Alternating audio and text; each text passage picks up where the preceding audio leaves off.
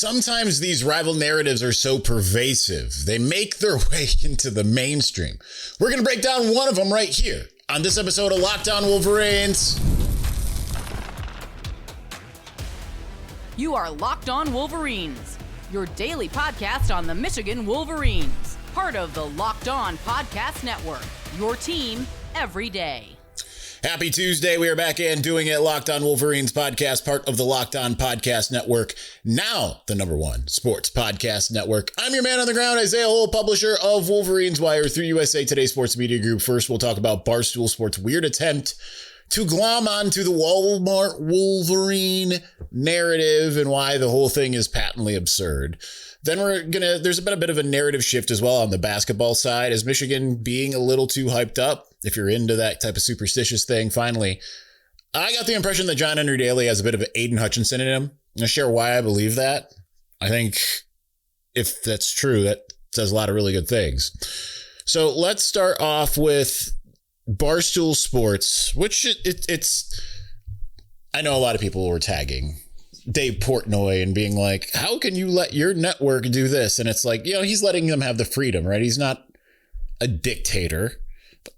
I've seen other anti-Michigan things, but if you don't know what I'm talking about, there was a video, people were calling them Spartans. I don't even think either of them are that were doing it. I started looking into who they were, but it doesn't really matter. But they went to the United Center and were apparently going and asking a bunch of the Michigan fans, did you go to Michigan? Did you go to Michigan? Did you go to Michigan? And, of course, it was quote tweeted by some of the big Twitter accounts you see just about every day on the For You that are either engagement farming or just so full of hatred for all things University of Michigan that they just can't help themselves. And it's beyond dumb. This idea that you can't be a fan of a school if you didn't go there.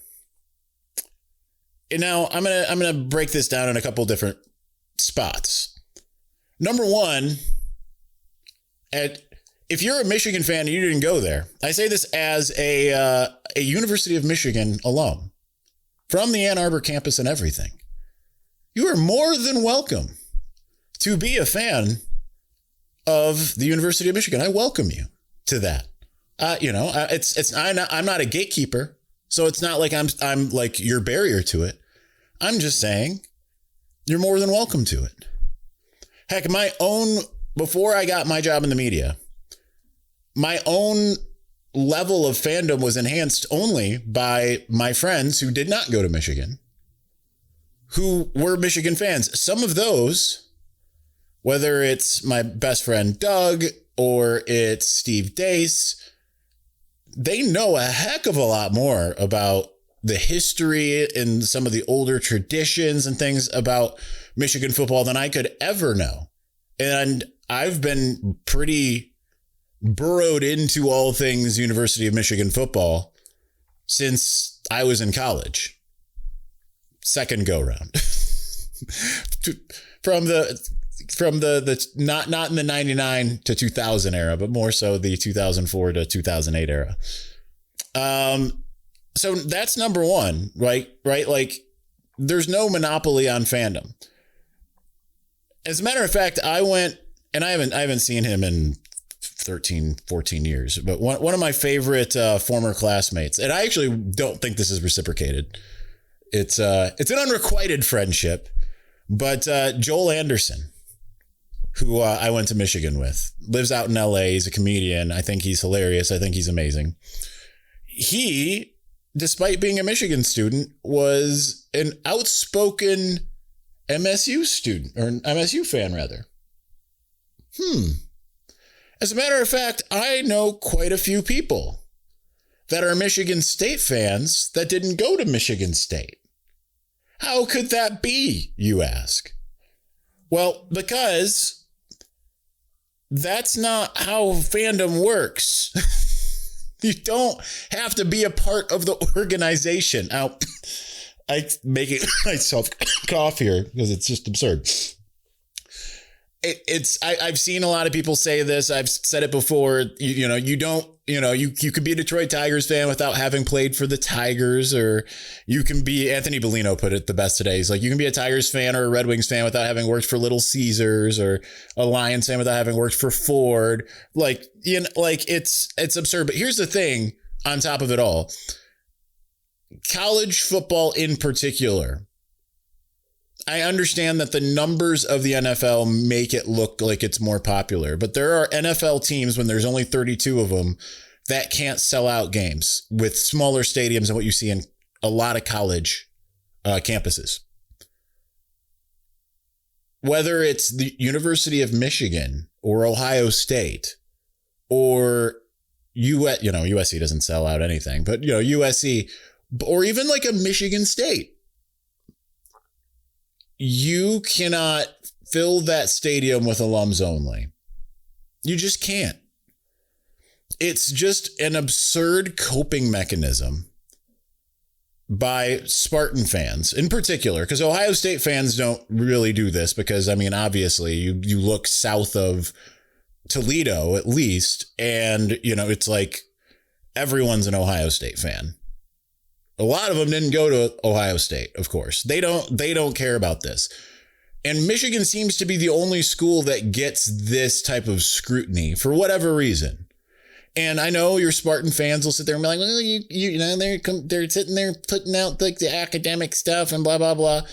And, it's whatever. They're fan talking points. The same way that a lot of other things that whether they should or shouldn't be fan talking points end up becoming them. Right? Like we try to shy away from, and I come here and proselytize about why you shouldn't sit there and turn the evils that have happened at any school into your fan talking point, because it ends up being glass houses. But saying that before even Burgergate, right? Like we don't need to do that. Keep it to on-field stuff. But it's just coping mechanisms, essentially. And it's jealousy. Ultimately, it's jealousy. Whenever you have a scenario where that becomes a talking point of, where did you get your degree? Where did you get your diploma? Why are you a fan of that school? It's because they're jealous that it's such a popular team that a lot of people turn it into their club, their place of their fanhood, I had another word and I lost it, but nonetheless, it is absolutely absurd. Because here's the thing, and I don't want to get too much into some sociological, imagined communities BS that I learned in college, but ultimately that's kind of what it ends up being, right? Like you stake your claim to the community you want to be a part of. Now, all of those communities have good things and they have bad things, right? I've experienced the joyousness of being a part of this show and getting to know a lot of you, and a lot of you aren't Michigan alums. And I would say I'm closer to a lot of you than I am with probably actually any of the people I went to Michigan with at this point. Like, actually, I don't really talk to anyone that I went to Michigan with at this point. Occasionally you shoot a message. I'll shoot a message with my guy, Jamie, or, Ted. I haven't talked to my guy, Phil, in forever. But, or Debauches. I gave Debauches a shout out. Sweet little baby Debauches. Really, my friend Corinne is the only one that I talk to even somewhat regularly that I went to Michigan with. And I didn't even have classes with her. But, the whole thing is just to have a shared experience. That's it. Right? That shared experience does get predicated on wins and losses and such.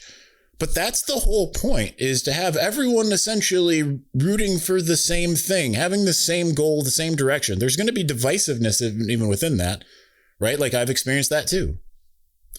But at the same time, everyone wants the same thing and everyone moves together with the hope of that same thing. And I think that's why you see a lot of the jealousy of the Michigan State, because even though they had a good decade under Mark D'Antonio, even with that, it's still not the dominant force in the region, in the state. And that's upsetting to them. So they lash out, and they're lashing out somehow because there are numerous, eventually gets taken up by others who harbor a similar jealousy. There's a reason why you don't hear this dig from Ohio State fans, and it's not just the hypocrisy of it. There's a reason why a lot of the Michigan State things, like the Dusty May tampering garbage, why you see these fake reports coming from MSU fans posing as media members saying that Dusty May is going to leave for North Carolina and all that stuff. It's all just insecurity and jealousy. So treat it in kind, because that's what it deserves. All right, let's talk some basketball.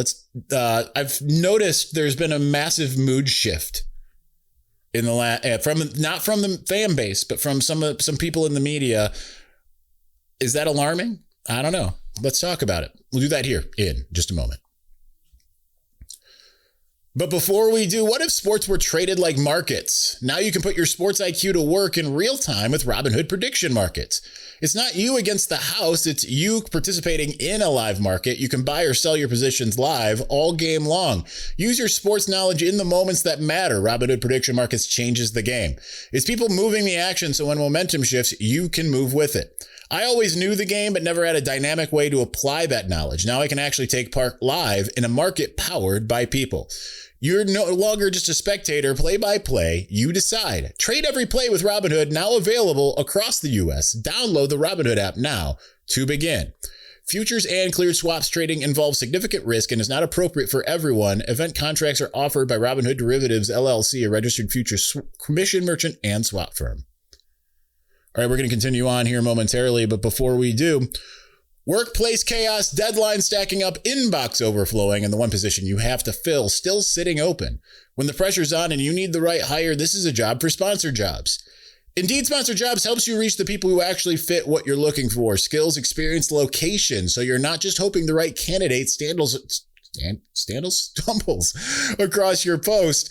There's also a stat that says it all. In the minute that I've been talking to you, companies like yours made 27 hires on Indeed, according to Indeed data worldwide. So if you're hiring, spend less time searching and more time interviewing candidates who check all your boxes with Indeed Sponsored Jobs. And listeners of this show will get a $75 sponsored job credit to help get your job the premium status it deserves at Indeed.com/podcast. Just go to Indeed.com/podcast right now and support our show by saying you heard about it, Indeed, on this podcast. Indeed.com/podcast. Terms and conditions apply. Need to hire? This is a job for Indeed Sponsored Jobs.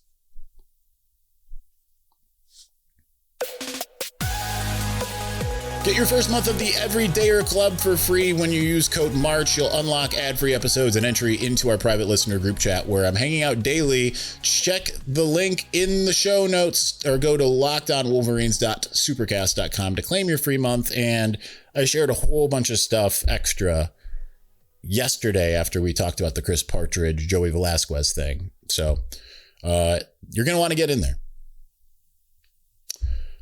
All right. So, a little inside baseball real quick.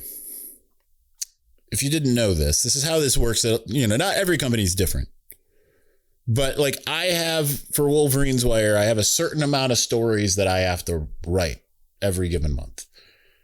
And sometimes that dictates my coverage. Because it's just like anything that's quantitative over qualitative. Sometimes you end up just kind of searching for like what's available rather than what do I want to write or talk about, whatever it might be. And so I thought I was ahead of the curve until I recognized that my little tally had a button clicked that had a bunch of stories or a bunch of things that weren't stories. So I clicked that off and found out super behind the curve, got 2.5 days, or not even, it was like Sunday night. I'm like, okay, I got a press conference on Monday. I can write. It's going to be, off of this should be easy. I can just be sitting back and, doing my shows and doing some reading and all that stuff. I'm really into reading right now. So that was my thought. And then I clicked that off and I'm like, I have like a week's worth of stories to write in a 2-day period. That's great. That's super awesome. So I started searching for kind of some all that preamble is just because I started searching for some types of stories that aren't really normally in my wheelhouse, which is I will often write football stories based off of like what Joel Klatt might say, or, you know, Greg McElroy, sometimes JD Pickell or Josh Pate, but rarely. Both friends of this show. I know we haven't had JD on, but he is a friend of the show. But I rarely do that for basketball.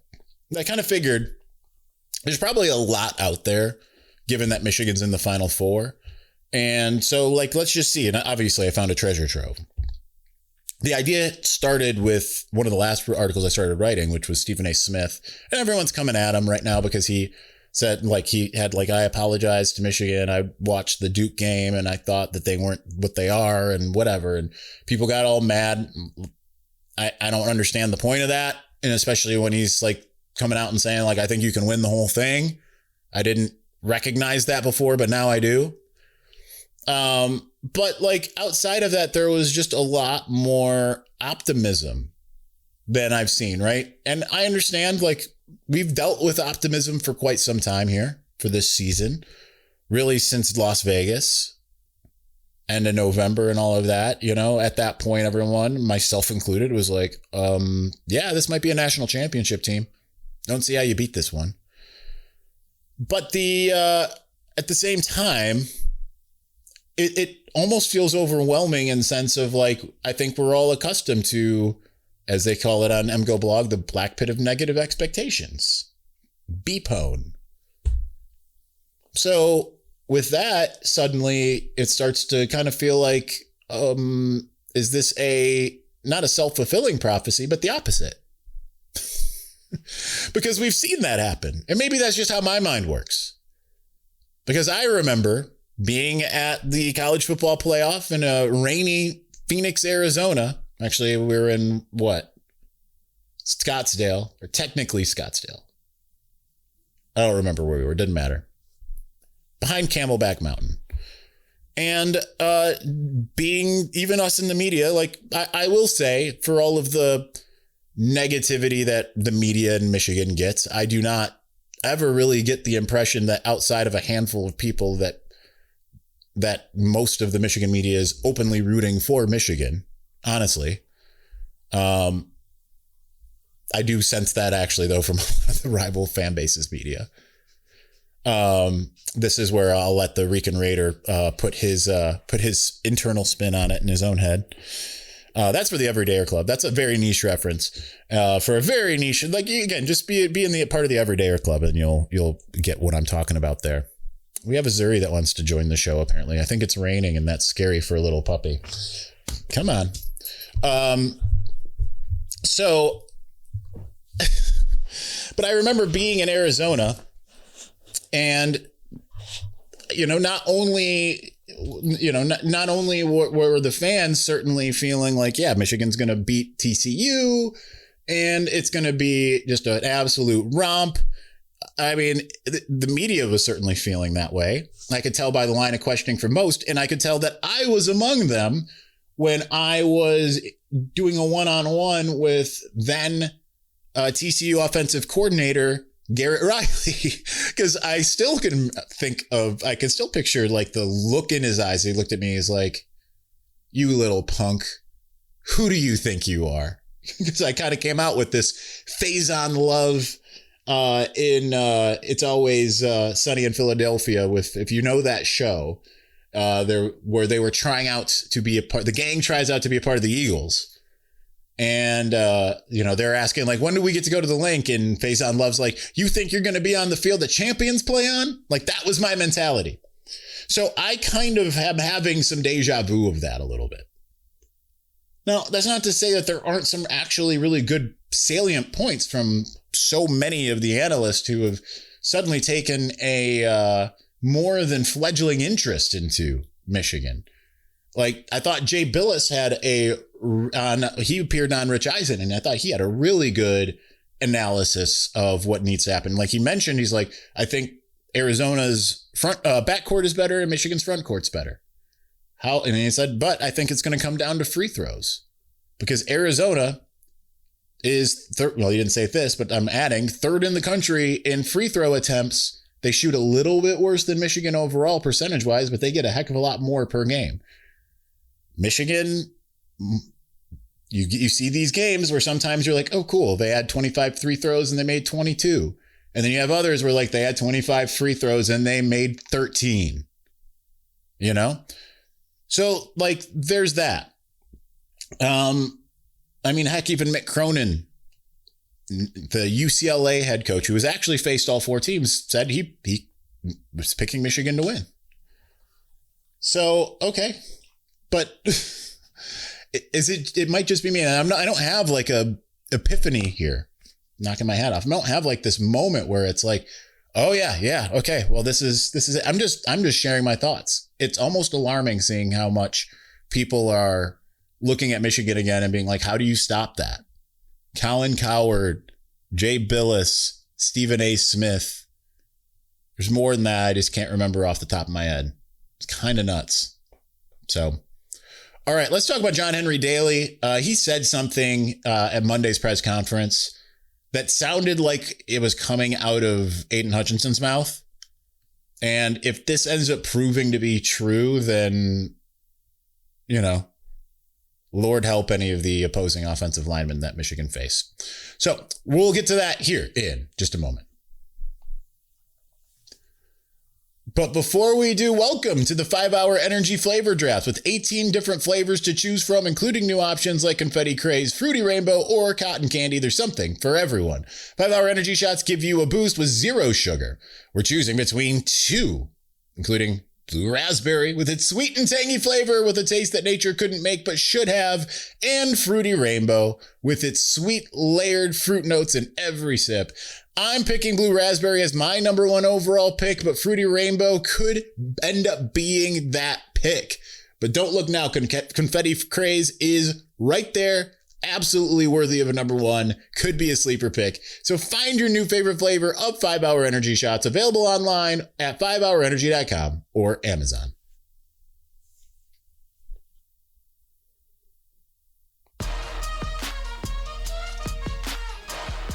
I think it just started raining, and that's terribly scary for a little puppy. Hence, she has joined the show for the first time in a while.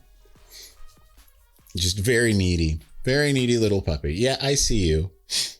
So everyone, if you're listening, there's a dog on my lap trying to put her face in front of mine, just requiring all the attention. And if you're seeing, then you know that this is happening. Anyway, John Henry Daley had a quote that immediately my receptors went off, because I was like, this sounds an awful lot like the types of things we heard from Aidan Hutchinson going into his senior year, not like at the end of it. So, and, you know, we heard kind of some similar things from Jim Harbaugh talking about Aidan Hutchinson. Now, little background on John Henry Daley, if you didn't know. He started his career in 2021 at BYU. He was there for 3 years, 21, 22, and 23. He didn't do anything the first two. I don't know why. I don't know if it's just because he was a freshman or people ahead of him. I don't know if there was an injury or whatever. I'm assuming that there was, hence he's able to come back this year, because this would be his 6th year. So, but he amassed just 4 tackles, or maybe it was 3, in the 1 year that he did play, 2023. Then he transferred to rival Utah. It's so weird. They trade everything. For being rivals is just kind of wild. So he goes to Utah, where his first year there, what would normally be like his senior year, it was the same kind of result. It was like 5 tackles or 4 tackles, something like that. And then last year happened, and he gets 10.5 sacks and like 20-ish tackles for loss, and he's just an absolute wrecking ball before he ends up tearing his Achilles and is out for the year. So not necessarily a Hutchinson-like trajectory, because Aidan went from being, kind of rarely but still used in his freshman year, played a little bit more the next year, was a starter. The next year broke his leg, and then comes back and did what he did. When he did that, he was just, like the narrative was constantly like, I want you to ring me out. Like, I'm going to go and do the hard things. I'm going to do, it doesn't matter if I don't feel like doing it, you're going to make me do it, talking about the strength staff. And like, we heard about that coming out of summer conditioning and all throughout fall camp and even early in the season. And certainly it was talked about even later in the season. Like, that was just a constant thing. So when John Henry Daley says this, my ears perk up, and I'm going to, if Siri will let me play this so I can read it. She won't. I think last year I was blessed to have great teammates. I think part of what goes into success in general is having a goal and working tirelessly toward that, regardless of how easy it is. And I think a lot of times people get stuck in the comfort zone of, hey, I don't really want to do that today. Oh, this extra workout, this extra work, don't want to do this or that. And that's something I told myself last year that I was just not going to do, regardless of what I've done for my entire career. I'm going to do what I don't want to do today.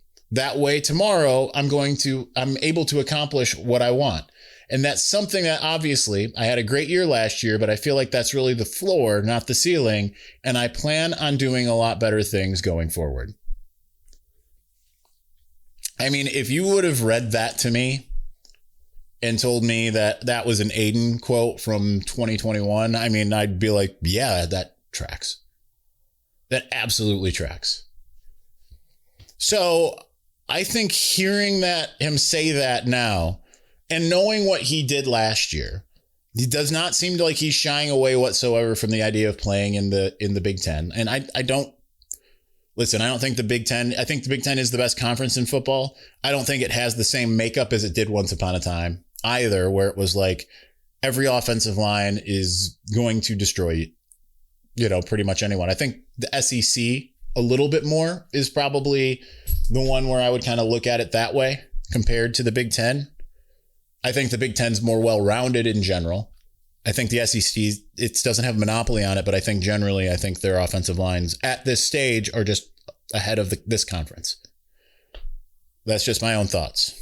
But nonetheless, I think that John Henry Daley isn't shying away from the challenge of playing in what is currently the best conference after coming from, really it's a power two, lesser power two after that, right? Came from the lesser, having been at the, going from independent to the Big 12, and then now he's in the Big 10. I think that he seems to be embracing all of it. You can just feel it. It's a confidence, not a cockiness, that he's going to be able to succeed. So I just feel like everything's in a good spot for him and for him coming back. All right, that's going to do it for us today. We will be back tomorrow. So we will talk to you then. Thanks for watching. Thanks for listening. Peace.